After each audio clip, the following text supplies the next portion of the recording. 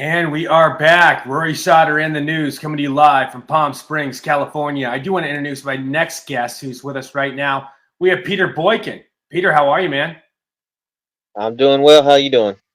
Doing very well, man. Good to see you. I think I had you on, but it's been a while. It's been a few years, right? Yeah, I think a long time. Yeah, long time. So what's been going on, man? What's new? I heard you're running for office. Give us the rundown, give us the scoop, all that good stuff, man. And give us a bio too again. I know you're doing a lot of political stuff. I know you're staying busy. And yeah, man. Currently, I'm running for lieutenant governor in North Carolina, a field of 11 or 12 of our individuals. I ran a couple of years ago in the last midterm, but I wanted to run for U.S. Congress, but they can't. We have a big issue here with maps and the changing of maps and complaining.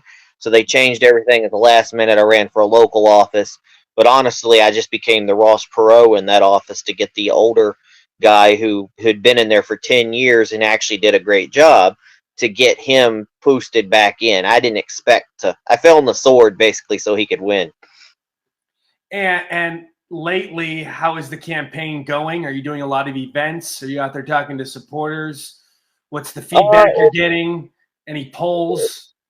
Very grassroots, very grassroots. Nobody has any money to donate. I'm not really running around asking people for money. I didn't spend the summertime really going around to the GOP type events. Honestly, the GOP is maybe 10,000 people out of millions who are registered. So you're kind of cycling your heels when everybody else, and when you got 10 other candidates or 5 other candidates going there, you're just all competing for the same 10,000 votes. And I spent a lot more time trying to prep and getting more social media and more videos out, getting that viral part out, which that reaches the larger base than going to individual clubs. And when you're grassroots, everything costs money to drive around the city. This is a big state. So now that everything's official, yeah, there's a lot of places reaching out, doing forums, doing debates, and I will be doing that tour to the places that invite us, which I think is now more crucial. But at the same time, I'll spend days, putting out little cards on people's doors, making sure I get my signs out. So I'll be making full days of it. And you know a lot about marketing. You've been doing your own content for a while, right? Like I feel like you've been very active in that space. I mean, you've been doing different footage and different clips, I feel like, for years. Yeah, since 2015, I've been very active making podcasts and doing videos. Before then, before I just when Donald Trump decided to run for office, that's when, kicked it into gear again. The last time I'd done anything was during the McCain versus Obama. Wow. Where people and I'm gonna state, back then we didn't know about Hillary and how bad she was, and then you thought about good presidents, and I thought Bill Clinton worked with the Newt Gingrich, Conscience of America. He definitely had some issues, personal issues. Right. We didn't know how bad Hillary was, and so some of us supported Hillary Clinton. I was not a Democrat, but that's when you started realizing the Obama crew started attacking the Hillary crew, and then they started saying, "Oh, you're racist for not voting for Obama." I was like, "Well, the fact that he's black is actually a pretty decent thing, You got a woman versus a black man." So they started treating people like dirt, and that's when your first walkaway type people decided. Those ones that were in the Democrat Party, they quit the Democrat Party because they realized and opened up their eyes that this party literally will kick you out if you think differently or you have a different candidate. And they mass exodus. And we created a group called Clintons for McCain, former Clinton supporters who now like McCain and Palin because we saw the light. I've never been a registered Democrat. I've always kind of mixtured with my votes. Right, me too. I kept that, and I registered as a Republican when Donald Trump ran for office because I said, you know what, the Republican Party has some hope. They're picking the right type of people. There's a lot of people running the unaffiliated now because Donald Trump's the only thing really holding our party still really good, like glue.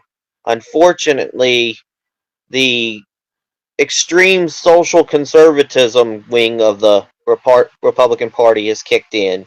And I've stated it multiple times. I think they're just as extreme as radical liberals. That the only way that this country survives is through being a constitutionalist, being more of a moderate. Now, I'm not talking about a rhino. I think rhino is an overused word, honestly. Rhino is, oh, you disagree with me in the Republican Party, you're rhino. Oh, you disagree. We all end up calling each other rhinos after a while, which is ridiculous. We have a guy who's a senator here. His name is Tom Tillis. Mm-hmm. Gets voted. People go, oh, he's a traitor. He's a rhino. Well, he doesn't always see eye to eye with Donald Trump, but he was the senator who right away, after Colorado, he right away started working on legislation to make sure that they could not use that 14th Amendment the way they were bending it, to literally make sure that they cannot pick people off the ballot. He's the one actually defending Donald Trump's on the ballot, yet some people will still call him a rhino, which is ridiculous, or a traitor. But you have, 750 of the 10,000 people here who decided that North Carolina's GOP should censor our senator. What good does that going to do in the next election? He gets reelected. So are you basically saying that you want a Democrat instead? So truly, who is the rhino? Who is the one that wants to get rid of the sitting Republican who might not see eye to eye on everything? Ronald Reagan always said 80-20. 80% my friend, 20% my foe does not make you my enemy. So we're not going to agree. And there's plenty of people in North Carolina personally here I will not agree with on everything. I don't agree with the whole Republican platform on every degree. And they always bring that up. But I let them know I'm not a rhino. I'm never going to be a Democrat. But there are days that sometimes where you feel like you're too right to be left and you're too left to be right. But the only way our country is going to survive is through moderation. And I always say, as a constitutionalist, our Constitution was founded by many different people of different religions, of different beliefs and structures, and it was compromise, that moderation that built our Constitution. And it's the only thing that's keeping our country afloat. Honestly, when people talk of this talk of civil war, I'm like, do you understand what that means? Do you want brother versus brother and sister versus sister killing each other in the streets? You really think that's going to fix America? Or is that what all the other countries do, where they go take to the streets and kill each other? So, no, we're not trying to start a civil war. I don't think that's the answer. I think the answer is we need to start listening to each other. We need to start concentrating on real issues, because my campaign's all about infrastructure, jobs, and education, period. I don't worry about people calling stuff woke. I think that's another overused word.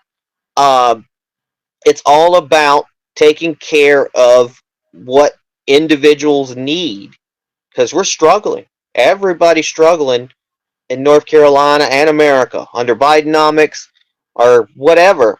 Economy, bad economy. People have been talking about it for as long as I've been alive.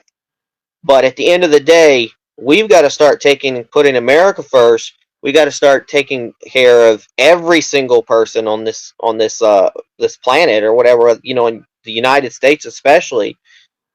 We're not doing it by dying on the heel with woke, anti this and anti that, and alienating our youth. And sorry, I'm rambling. No, but I agree with everything you just said, but how would you describe the state of North Carolina politically? Purple? If you had to give it a color? Very. Because it's not. I feel like it's not blue. It's not red. I would say purple. We have. When you look at the voting records, you have more Democrats that are registered as Republicans, but right. You have way more unaffiliated voters who are beating the Republicans and the Democrats. Right. And I think that my fellow Republicans are still denying that fact. I love our North Carolina chairman. He's a wonderful guy, but from what was said is he's told people that a lot of people unaffiliated are people who just moved here, are Democrats who left. And I'm like, dude, you really need to understand that the amount of Republicans leaving the Republican Party because they're tired of being extreme on one side, becoming unaffiliated. They're not Democrats. They're still at heart Republicans. But I feel like, they're probably the Republican type person that I am. I'm a constitutionalist. I believe in the party of Lincoln. I believe in the party that, worked toward freeing black people, that worked toward giving the right to vote for women, that worked for immigrant rights and giving them, because back then they knew how to do immigration properly, giving them the right to be an American citizen. These are all issues that I question now because, you know, Martin Luther King Jr., he was a Republican. They don't want you to know that, but he's a Republican. And he marched down the streets for civil rights. And I worry nowadays, will my fellow Republicans, would they consider that being woke? Civil rights being woke? I question that. What things now considered woke, which is truly what a Republican's supposed to be about. We were the party. The first black elected official was a Republican. He was a Right. senator. I urge people to go to Washington, D.C., go see the Constitution, go see the Bill of Rights, but also spend some time downstairs and circle the information downstairs and realize what we the people means. That we knew we were not a perfect union when we started. But our founders knew that we had slaves back then, but they truly meant we the people. But they knew at that time it wasn't possible, that it was going to take time. And if you follow around, you'll see the black freedom and the civil rights, and then you move over to the women's liberation, and then you move over to the immigrants' rights, and probably the next wing would probably be the LGBT as well. But at the end, we the people means all the people. That's why my motto basically is all votes matter. And are there more Democrats becoming Republicans or more Republicans becoming Democrats in North Carolina? I think, well, from what I've heard, is a lot of people are still registered as Democrat, but they still vote Republican in the main primary. Well, not in the primary, but in the general. That a Right. lot of people are afraid to change. Like, there's a lot of older people who probably like, because Democrats back in the old days was more like a Republican now, like a sensible Republican now, and they're just used to having that on the rolls. And the fact that you can search somebody's record, you can see if they're a Republican or Democrat. And I know as a Republican, ever since I've been a registered Republican, it's cost me jobs. Having a Trump sticker or just somebody finding out that I'm an activist or I'm a Republican, I've lost jobs. I cannot get a job in the degrees that I have. I have 2 master's degrees in IT, and this is an IT heaven, here in North Carolina. But when the HR departments are ran by, radical Trump syndrome, Democrats or whatever, or liberals, they're not going to hire me. They're going to Google search me and go, hell no, and I can't get a job in the field. So I found other ways to make money the way I, legally, with jobs that I can do. But I know that, running for office is kind of what I'm going to have to do because I'm an activist. So were you told that was the reason why, because of your political beliefs, or what makes you think that? They won't really tell you that, but I did have one job that I worked there for about 4 days, and on the Friday, and I was driving down the highway, and I couldn't hear very well. The recruiting company called, and I swear that the lady on the phone said that they did not want me back because of my politics. They didn't like my politics. I wish I was recording that at the time. I wish I was recording that at the time, but in fact, they were going to offer me $1,000 settlement to, drop because they knew what they did wrong. I had to wait a year through because of our unemployment process here, which is really messed up. Um, I had to wait a year through so-called litigation and back and forth because of COVID and all that for them to come back and say, yes, you could sue the company who let you go. Problem is, they only gave me 30 days to find a lawyer, and then it's impossible to find an employment lawyer that will actually stick by you. And, I could have had a lawsuit if I had the right money, money and lawsuit. The system's not set up properly for that. So really, that's another problem. That's when I say education, infrastructure, jobs here in North Carolina. Our unemployment agency really has some issues. It was the worst in the nation getting relief to people who were unemployed. A lot of people, they're coming back and say they overpaid them, trying to get money out of turnips, blood out of turnips because people don't have the money. You had here in North Carolina and other states where people got their rent paid for, and because of the rush, now they're trying to come back and say, "Oh, we overpaid. Give us money." There's an individual here. Her husband, who was retired, who was 80 years old, found out that they were getting paid too much pension and $200,000 over the years more, and then all of a sudden they requested it and gave him nothing. The guy went back to work for 2 more years and died, and got left with barely got the funeral paid. The state's made problems, made mistakes. I feel like they should eat those mistakes when they do that. You overpay people over years. You can't sit there and think that we're got the money to pay it back. It's the same thing. I argue with people about school loans. A lot of Republicans think, oh, well, you got the bill, you need to pay the bill. But I tell people, you need to understand that things are different than when you were paying your bill, when you went to college. Like my parents' era, just one generation, behind us. You went to school, you went to college, you got a great job, you stayed there for probably life, you retired, you got your gold watch, you got a retirement. That doesn't happen no more. Look at how many times the streaming softwares are always changing hands back and forth.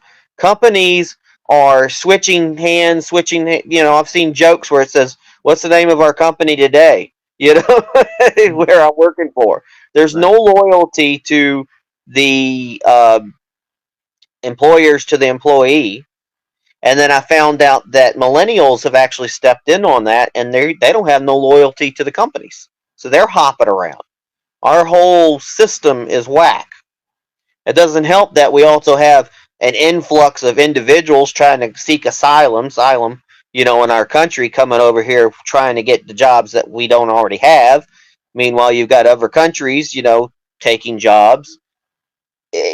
We're in a bad mess. America is in a bad mess. And like Donald Trump said, it would be okay if we were trillions of dollars in debt, if the streets were lined in gold and everything was brand new and it was just like going to Dubai and some of these other places he's went to. But literally, people fly here from other countries. They go to Washington, D.C. They see graffiti and trash and homeless people and a mess, a road that's, infrastructure is crap in our nation's capital. And they're like, what the hell's going on? And then, the vultures all over the world are swooping in on America. So it's time that we need to start putting our country first. We're worried about other places, Ukraine. We're worried about, I love Israel. That's a good place too. But we gotta be careful how much we spend there as well. But we should protect them. We've got to figure out something. At least I know with Israel that we're getting some mutual things back. Ukraine, I don't know. You got the leader over there who's probably buying his next yacht.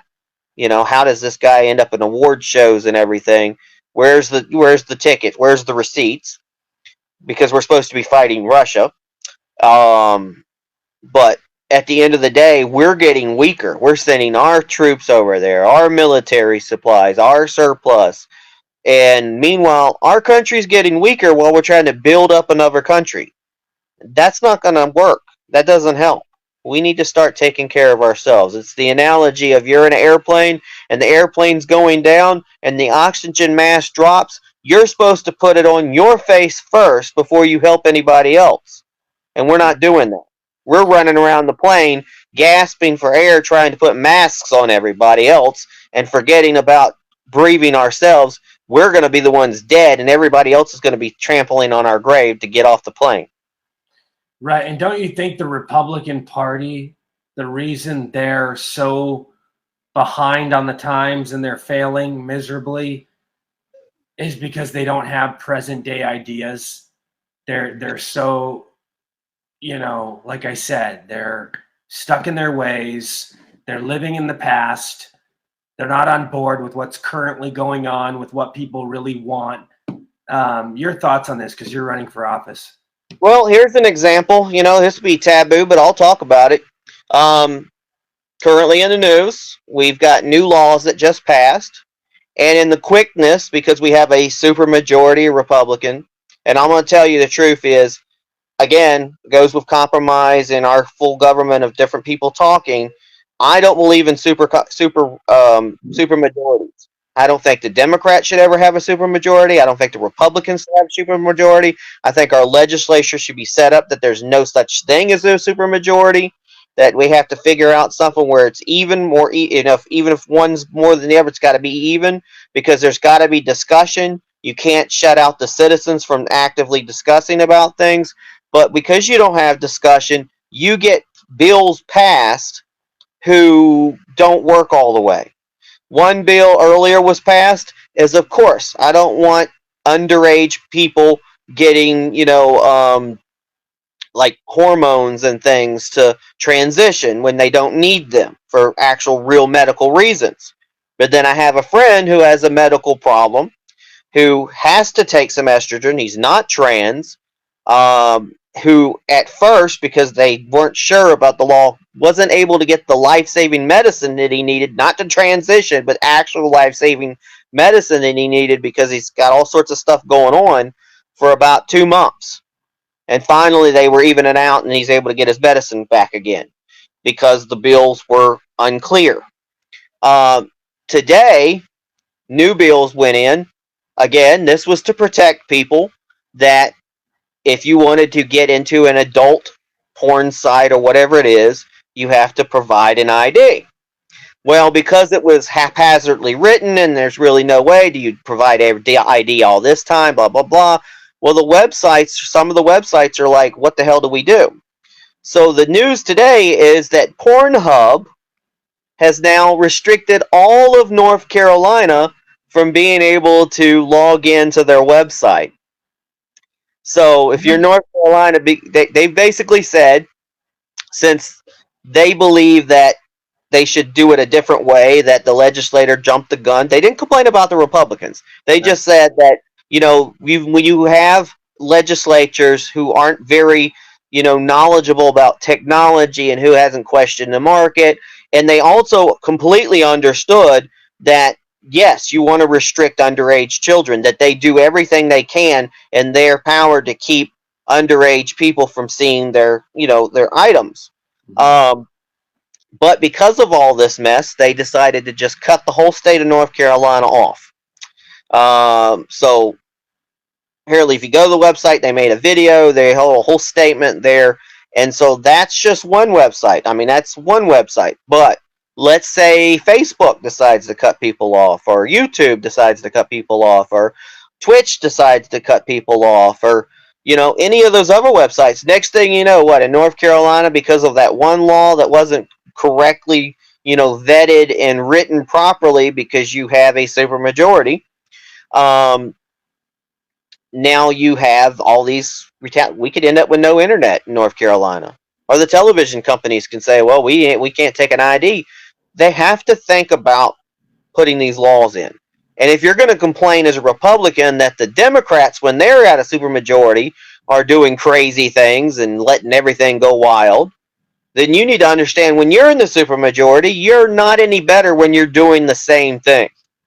And that's the biggest issue that I see in North Carolina. Now, in my office, Lieutenant Governor, I'm kind of a legislator and executive branch, but the way that they have the lieutenant governor set up, which is separate than the governor, is we don't really have a lot of power at all.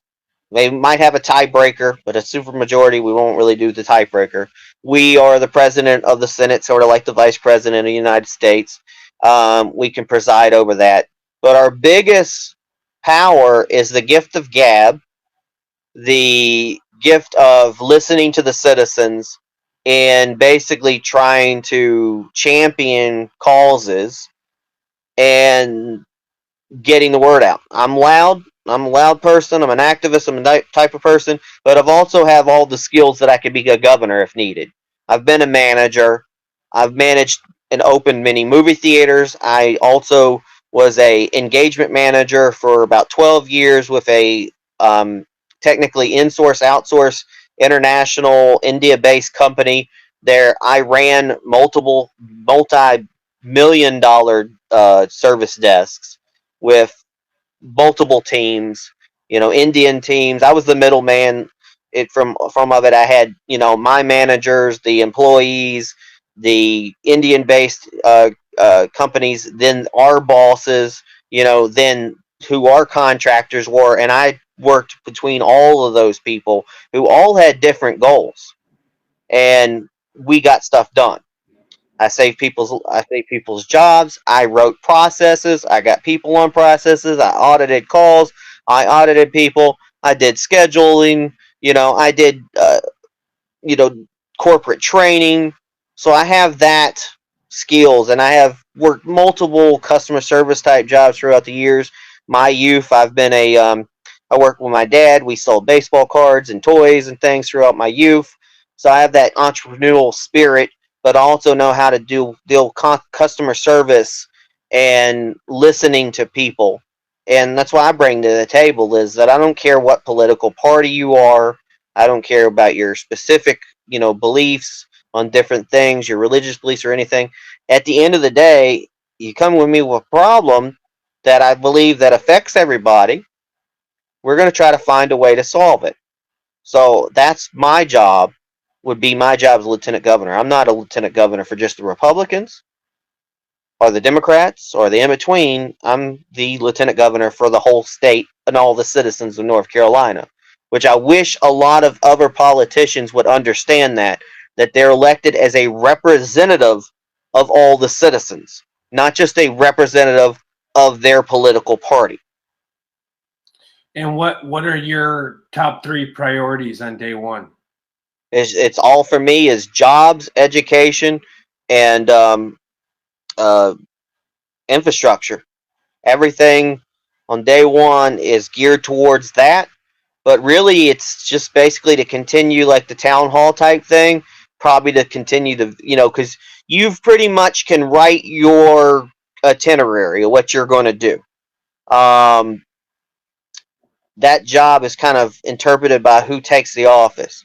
And for me, I think I would travel around North Carolina, speak at city council meetings and city meetings, and listen into people's issues.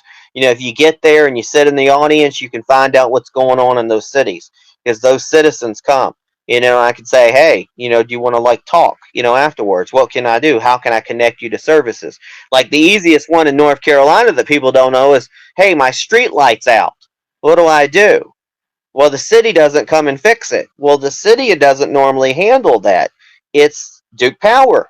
And you actually can go to a website and you can find your street light and click the street light and tell them that it's out and they'll come and repair it. And people got to remember that the city doesn't really drive around at nighttime, so how do they know the light's not working? So it's that kind of stuff, connecting people with the right things, and that's what I did a lot of times in my job as management. I did IT security type, and hold on one second. What happened? Oh, somebody's trying to call. But I did a lot of getting interrupted. Okay, can you hear me? Yeah. Okay, so I did a lot of like IT corporate training, and I'm not an expert of everything. You can't be an expert of everything. but I was really good at figuring out who was the expert, the SME, and trying to get them to the right people. So I'd have a lot of agents that would come up to me and go, I don't know this. Instead of me being the manager, like, I have no clue what you're talking about. It's like, it's more like I'd ask them the process. Did you do this? Did you look into the book? Did you follow this document? Did you do this? The reasoning. Okay, well, what's exactly going on? I would ask them questions. And a lot of times they'd end up either figuring it out for themselves because they would just go through the reasoning process, or it turns out that, okay, well, you need to see this person, and I'd take them to the right person to get them where they need to go. So I would address the issue at the end of the day, because that's another issue. A lot of citizens and everything think your congressperson or your senator or your president or et cetera, is supposed to know everything. It's when I first, like, here's an example. When I first announced I was going to run for lieutenant governor, somebody reached out to me and said, what would your budget be for North Carolina? I was like, well, first, it's not my job if I become a lieutenant governor. That's the governor's job. Second, since I'm not in the office, I would have no clue. I don't know what they spend and what they don't spend. And third is, when you take office as governor, you have a group of individuals that do know, that work together with you to work towards a budget. It's not like the governor just sits down and starts writing down stuff. I mean, there's actual people in the background. Right. And that's another issue. A lot of people are armchair, armchair. Oh, if I was, if I was president, I'd do this, or that's where they're doing this, and this congressperson do that. But until you take the job, and this is in there, yeah, until they get in there. Yeah, any job. I mean, I had a job where I was supposed to be the ServiceNow manager for the team. Turned out I took the job. One, I ended up not being a manager, just a regular team. Right. Two, we barely use ServiceNow. So I'm three, I'm like, what the hell? It's like, so I'm like, whatever, I did the job, but it wasn't exactly how the title was. You don't know what the job is until you take the job. Even Trump made the mistake, because I think he said beforehand, why is this president always playing golf all the time? I wouldn't play as much golf when and Donald Trump ended up playing just as much golf, because you realize that on the golf course is probably the only damn time you actually get any privacy. True. That you can get away from the press and actually have conversations with people without somebody probably recording it. So I think you learn that, when you play golf. And of course he's going to play golf. He's got a club that has a golf club. It's that armchair kind of where you think you know the job until you know the job. Right. No, absolutely. And I definitely want to get you back here soon. I could talk to you all day, but before I let you go, you and me are both in the tech realm. What do you see as the future of AI? The way it's going to take over the political atmosphere, the way it's going to take over the entertainment industry, the way it's going to take over the workforce. It seems like it's going to take over every walk of life. And I think it's going to interfere in our elections. I think it's endless what this is going to do. It's kind of hard to note. Right now, I use AI myself to help with, with semi-speech writing, some of the articles, for my website, but it's still, I have to input a lot of the data. I still have to come up with the creative information. So I type out things that I would normally type out, and then I would say, hey, ChatGPT, rewrite this to sound a little bit better, look for grammar mistakes or whatever, and it would spit out something that I would like, oh, okay, well, this is a better way of saying it, but it's still what I would have said, just in a different kind of voice. Some people have seen, well, hey, you sound like your ChatGPT, but there's a lot of editing behind it. It saves some time, but at the current moment, it's only really saving some time. But people need to understand, you can't just say, hey, ChatGPT, write me a 50-page novel or 500-page novel. It's not going to do that. Eventually, though, it will get to that point. Yeah, but it's all going to take our knowledge. You know what I'm saying? It's kind of like it's an artificial intelligence. It's like our knowledge. You know Everything what? that You you know what is know. fascinating though. It is passing the bar exam. It is passing the doctor exam. Oh Like yeah, the fact that it can pull that off, that's mind blowing to me. but the thing is that it still misses the spark that like as much book knowledge you see in the shows where somebody who's got more knowledge. I think it was the Star Trek Picard lately. You got Beverly Crusher. She's been on the field for all this time, and there's somebody that's hurt, and she hasn't done doctoring for a long time, and then somebody's there, and she's like, "Hold on," and she's like, "Well, I'm doing the medical procedure. The person's going to die." Blah blah blah, and she's like, "Wait a minute." And she knew something that the computer system didn't know, that the knowledge didn't know. So you miss out on that. You can use it as a aid or a tool for a lot of things, but it's not going to replace humans, the human touch. Like you can only put so many computers out there to move equipment and stuff like that, but you still need a human to do certain things. It's work in the job force. Yeah, I can see a lot of change. A lot of the you've seen less industry. Less more bots in the industry, but they still fail. So you wonder, it's like other jobs replace. You're gonna have to have a programmer. You're gonna have to have somebody oils that. You're gonna have somebody that has the place. So how much is it really going to change, or is it going to develop to more jobs or different types of jobs? But then at the same time, our human existence is supposed to be an existence where we're supposed to make it easier for us over time. We're no longer the hunter gatherer. We're no longer ones where we had to work every single day, from dusk to dawn to make sure we had food. We moved to a 40-hour work week. Now we've probably moved to a point where we can probably do 20 hours of work. I think that we need to get to a point where we can figure out a way that people can be provided for basic, at least basic stuff. I say we're a first world nation. There's no excuse for I know people go, "Oh, you encroach into uh, socialism or communism." I'm like, no, no, no. We're supposed to be a first world nation. We're supposed to be better. We should be able to provide certain, at least simple base things for people. A simple place to live. Basic stuff. But then you still give back.